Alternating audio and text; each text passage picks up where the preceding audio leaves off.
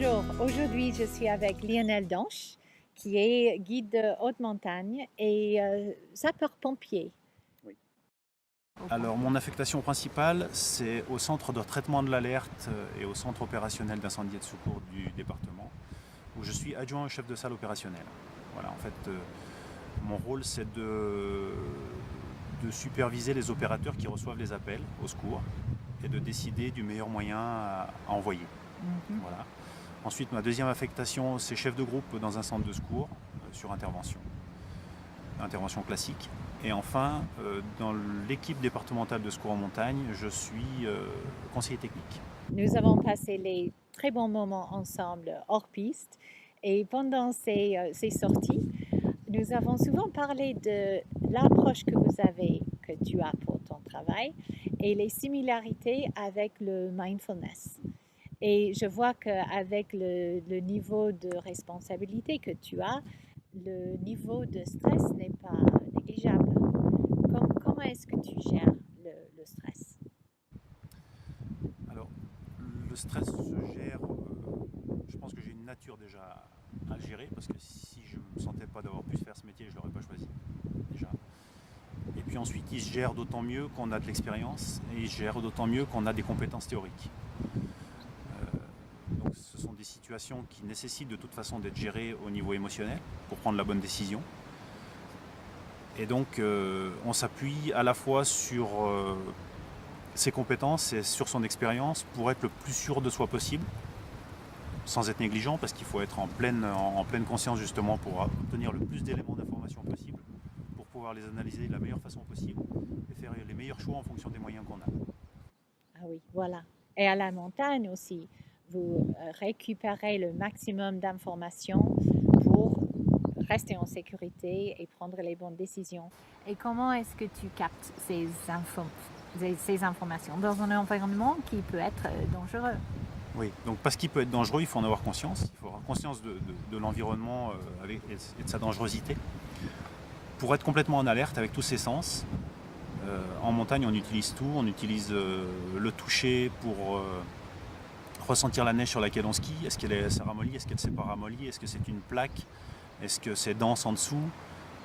Bref, vraiment on analyse avec le toucher, on analyse avec le bruit. Le bruit de la neige n'est pas le même si elle est croûtée, si elle est cartonnée par le vent, si elle sonne creux, qu'il y a une plaque en dessous. C'est une information aussi. Les chutes de pierre, bien sûr, les départs d'avalanche spontanés qu'on peut entendre. On a aussi la vue. La vue, on peut déceler une crevasse, on peut déceler une plaque avant parce que c'est pas tout à fait la même texture de neige. On peut déceler de la poudreuse qui reste à un endroit pour faire plaisir à ses clients. Donc on a le toucher, la vue, l'ouïe et puis l'odorat. L'odorat, on s'en sert quand même L'humidité, pas ça passe trop. pas à l'odorat, Oui, je l'humidité, pense. ouais. Et ça L'humidité, compte pour l'état de la neige.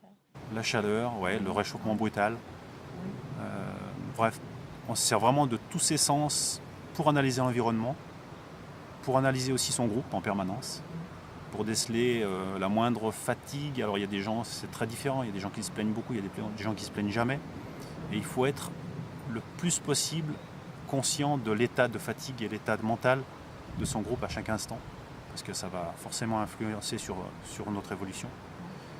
Et puis conscient de soi-même aussi, d'écouter son corps, d'écouter sa propre fatigue, de savoir dans quel état psychique on se trouve. Est-ce que ça va influencer sur nos choix ou est-ce que ça ne va pas influencer sur nos choix? Je vois que la pleine conscience est clé en fait pour les deux travails que tu as. Oui. Et j'apprécie beaucoup ton état de calme quand nous sommes sur une crête exposée, par exemple, ou nous descendons sur la corde. Toi, tu es ancré, tu es centré, et ça communique une calme qui nous aide énormément. Et c'est quelque chose qui communique sans mots, en fait. Oui, ben, c'est vrai que le comportement des gens change vraiment beaucoup avec l'attitude qu'on a. Alors il y a bien sûr ce qu'on dit, mais il y a aussi ce qu'on dégage. La sérénité ou la panique, c'est vrai que c'est très très influent sur les gens. Voilà. En fait, le stress est souvent perçu parce qu'on n'a pas les moyens de faire face à une situation. Si on est persuadé d'avoir les moyens de faire face à une situation, parce qu'on a bien prévu, parce qu'on s'est bien entraîné, parce qu'on s'est bien formé, parce qu'on a de l'expérience, On connaît le danger, on en a conscience, mais on sait qu'on peut y répondre en analysant bien les choses. Donc ça réduit le stress. Et les recherches scientifiques ont montré que le mindfulness aide les soldats à réduire l'incidence de stress post-traumatique après un service actif. Et je me demande si le mindfulness peut être utile pour les sécuristes qui sont souvent en face des situations intenses, difficiles, dangereuses. Oui, je pense que oui, il y a plusieurs étapes. Déjà, de limiter son stress quand on vit la situation. Limiter son stress quand on vit la situation, c'est, comme je le disais, c'est toute la préparation qui est en amont. Mieux on est préparé, plus on limite son stress parce que plus on est conscient d'avoir les moyens de faire face à la situation. Donc il y a déjà une partie avant l'événement, ensuite il y a pendant l'événement où il faut être le plus détaché possible de la situation. Quand on est professionnel, on essaye d'analyser le plus froidement possible la situation pour prendre les meilleurs choix possibles et pas être parasité par un stress ou par une émotion personnelle. Et puis après la situation, le stress se gère souvent dans la discussion, parfois dans la plaisanterie avec des collègues, par l'activité physique qui est très importante. C'est vraiment un exutoire aussi. Et puis voilà, après il y a aussi du soutien maintenant psychologique qui s'est mis en place, notamment chez les sapeurs-pompiers. C'est relativement récent, mais maintenant tous les départements ont un service de santé avec un soutien psychologique pendant éventuellement les interventions et surtout après. Très bien, pendant et après. Et moi, je suis pour une préparation personnelle avant.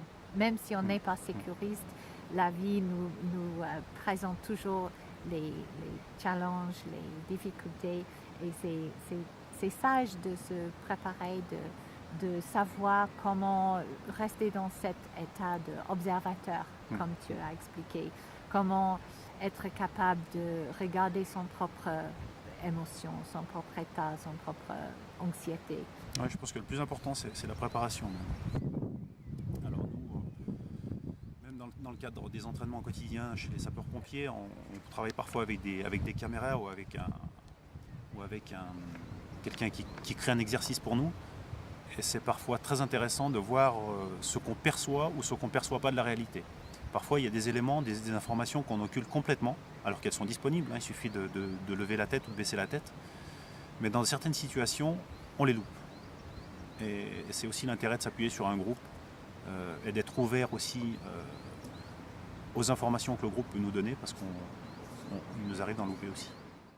C'est formidable maintenant parce que le mindfulness, cette approche de pleine conscience, est disponible pour tout le monde, gratuit sur YouTube. Il y en a des méditations guidées, il y a les bouquins, il y a un super bouquin par Christophe André. Et sur mon site aussi, il y a les méditations de 10 minutes. Même si on fait une méditation de 10 minutes tous les jours, ça augmente notre capacité de faire, de réduire le stress et de vivre la vie en pleine conscience. Bon, merci pour les moments magiques au piste et merci beaucoup pour le service que tu rends à tout le monde dans ton travail de pompier. Merci. Merci à vous. C'est toujours intéressant d'échanger avec Lionel et de voir à quel point le mindfulness, la pleine conscience, fait partie de son travail de guide de haute montagne et de pompier. Je vois qu'il reste toujours attentif, il est en contact avec ses sens et il arrive à rester esprit clair pendant les situations intenses face aux urgences. Je propose qu'on médite ensemble avec la belle vue sur la vallée. Je vous guide en 10 minutes méditation de la respiration.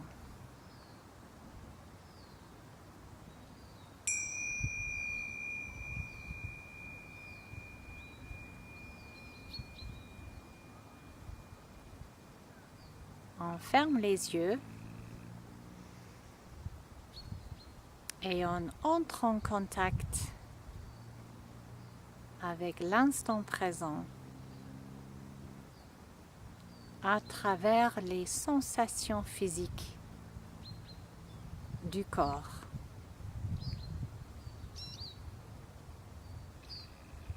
On observe les zones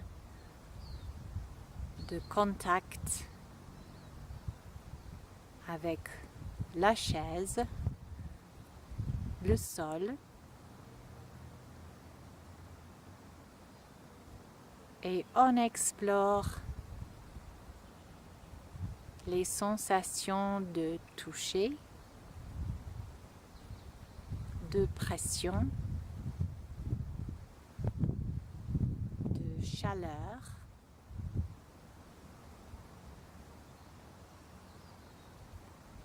Et peut-être ces sensations changent et bougent pendant qu'on les observe.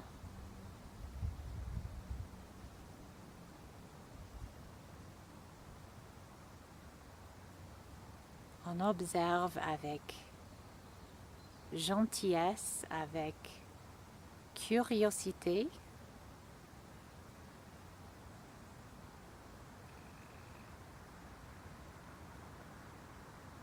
Et puis on dirige l'attention vers les pieds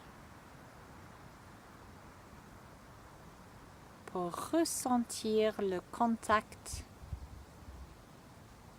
avec le sol, le toucher des chaussettes ou les chaussures.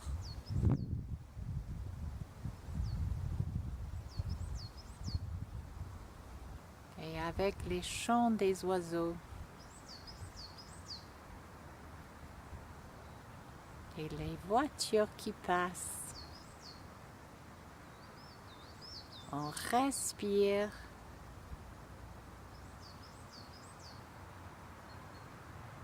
et on peut peut-être ressentir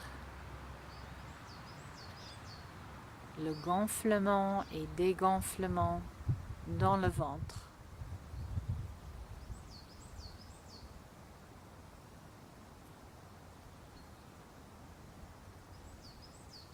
On peut peut-être ressentir les côtes qui montent, qui descendent.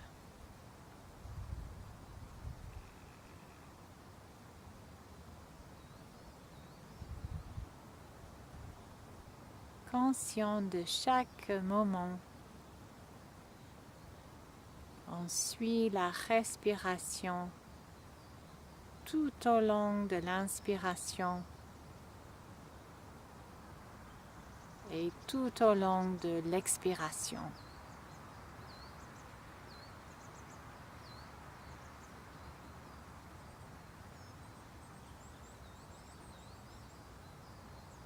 Et n'importe si l'esprit s'évade 100 fois,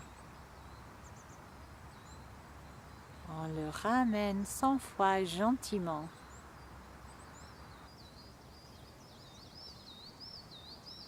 Et est-ce qu'on est capable de ressentir le corps et entendre les oiseaux en même temps?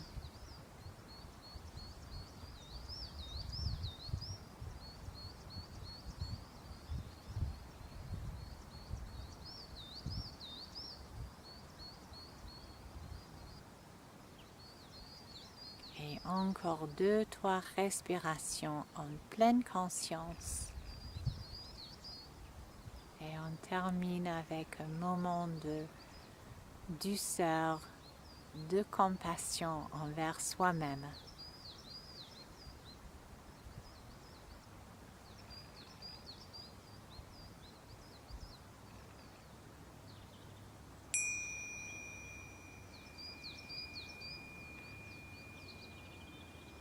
Et quand on est prêt, on ouvre les yeux.